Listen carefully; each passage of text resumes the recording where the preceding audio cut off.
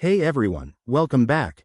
Today, we're diving into how to apply for Apple Card Family Sharing, a fantastic feature that lets you share your Apple Card with trusted family members for easier money management. Whether you're splitting bills or teaching kids about finances, this setup is straightforward and secure. First off, make sure you have an Apple Card already.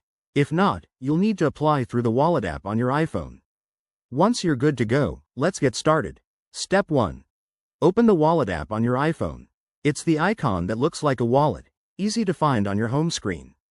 If you don't see it, swipe through your apps or search for it. Step 2. Tap on your Apple Card in the wallet. This will bring up your card details. Look for the People tab or the Family Sharing option, usually at the bottom or in the Settings menu. Apple might update their interface, so if it's not there, check for any prompts related to sharing. Step 3. Select Add Family Member or Invite to Share.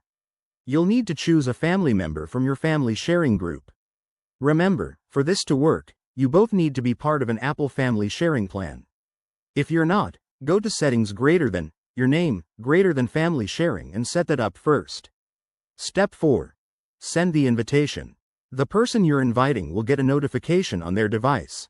They'll need to accept it through their Wallet app. Once they do, you can manage shared features like spending limits or transaction views. Step 5. Verify everything. After acceptance, double-check the settings to ensure privacy controls are in place. You can always adjust who sees what or remove members if needed. One quick tip. Make sure all devices are updated to the latest iOS for smooth sailing. If you run into issues, Apple's support is top-notch. Just head to their website or app for help. And there you have it. You've now set up Apple Card Family Sharing.